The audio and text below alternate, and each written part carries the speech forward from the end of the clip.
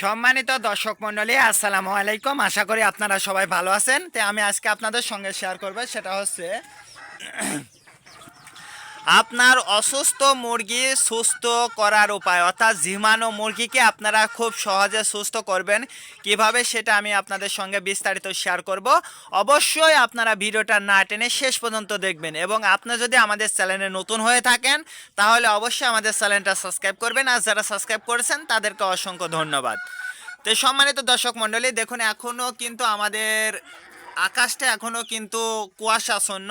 তো সেক্ষেত্রে কিন্তু যেহেতু এখন 9টা, 9:30 বেশি বাজে, তো এই সময় কিন্তু আমি আমার মুরগিগুলোকে ছেড়ে দিছি, তার কারণ যাতে কুয়াশা থেকে একটু রক্ষা পেতে পারে, এই জন্য আমি এখন ছেড়ে দিচ্ছি।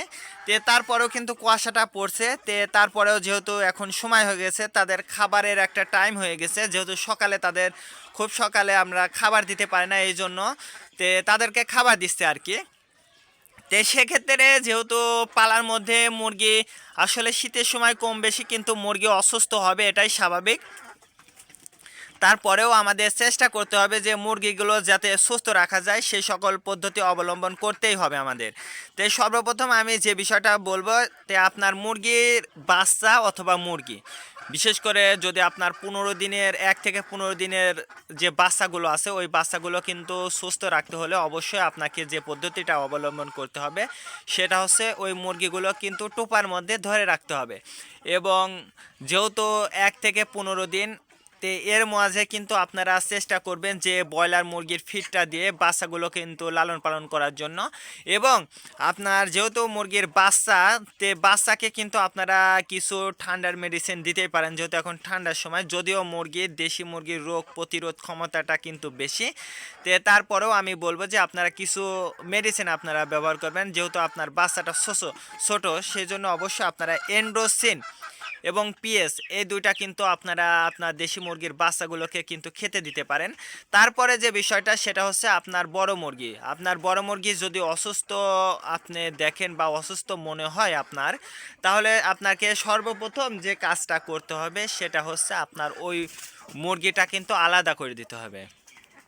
সেক্ষেত্রে মুরগিটা কিন্তু এই কুয়াশার মধ্যে, এই যে কুয়াশা পড়ছে, এই কুয়াশার মধ্যে কিন্তু কোনো মতে এই মুরগিটা কিন্তু ছেড়ে দেওয়া যাবে না।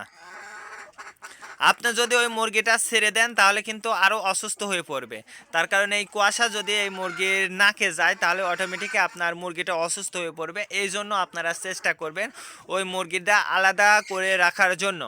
আর মুরগিটা যদি আপনি আলাদা করে রেখে 3 বেলা, আপনারা দিনে 3 বার যদি যে কোনো ঠান্ডার ওষুধ বা আপনার মুরগির কি সমস্যা হয়েছে সেটা যদি আপনি রোগটা নির্ণয় করতে পারেন, সেক্ষেত্রে আপনারা যদি একটু পরিচর্যা করেন, আপনার মুরগিটা আলাদা করে দিয়ে 3 বার যদি আপনারা ওষুধ খাওয়ান, সেক্ষেত্রে কিন্তু আপনার মুরগিটা কিন্তু সুস্থ হয়ে যাবে ইনশাআল্লাহ, আপনি যদি সঠিক নিয়মে সঠিক পদ্ধতিতে যদি চিকিৎসা করতে পারেন। তারপরে যে বিষয়টা সেটা হচ্ছে আপনার যে মুরগিটা অসুস্থ হয়ে যাবে ওই মুরগিকে একটু চেষ্টা করবেন যে পুষ্টিকর খাবার, সেক্ষেত্রে আপনারা ব্রয়লার মুরগির ফিডটা আপনার দেশি মুরগিকে কিন্তু দিতে পারেন। তার কারণ অসুস্থ মুরগির জন্য আমি মনে করি যে সুস্থ করার জন্য ব্রয়লার মুরগির ফিডটা কিন্তু অতি গুরুত্বপূর্ণ একটা খাবার, তার কারণ সেটার মধ্যে কিন্তু সব ধরনের রোগ প্রতিরোধ ক্ষমতার ওষুধটা, তারা মেডিসিনটা দিয়ে কিন্তু খাবারটা তৈরি করে। এই জন্য আপনারা চেষ্টা করবেন যে ব্রয়লার মুরগির ফিডটা দিতে, এবং আপনারা চেষ্টা করবেন যে ওই আলাদা মুরগিটাকে যাতে পর্যাপ্ত পরিমাণ খাবারটা, এবং যদি চেষ্টা করেন যে ব্রয়লার মুরগির ওই ফিডটা, এই যে আমি যেভাবে আপনার দেখাচ্ছি যে আমি কিন্তু আমার মুরগিগুলোকে এই দেখেন ভুট্টার গুঁড়াটা যে খেতে দিয়েছে এটা কিন্তু ভিজাইয়া দিয়েছে। তো সেক্ষেত্রে আপনারা মুরগিটা যদি বেশি পরিমাণ যদি অসুস্থ হয়ে যায় তাহলে আপনি গালের মধ্যে একটা ডফার দিয়ে আপনারা বা ঝিনি দিয়ে আপনার যেটাই ব্যবহার করেন না কেন সেটা দিয়ে আপনারা প্রয়োজনে মুরগিটাকে খাওয়াইয়া দেবেন। আর যদি আপনার মুরগি নিজে থেকেই খায় তাহলে আপনারা এই যে এরকম ওই পানি দিয়ে, ওষুধের পানি দিয়ে আপনারা এইভাবে ভিজাইয়া আপনার মুরগিগুলোকে কিন্তু আপনারা খেতে দিতে পারেন, তাহলে দেখবেন যে ইনশাল্লাহ আপনার মুরগিটা দ্রুত সুস্থ হয়ে যাবে।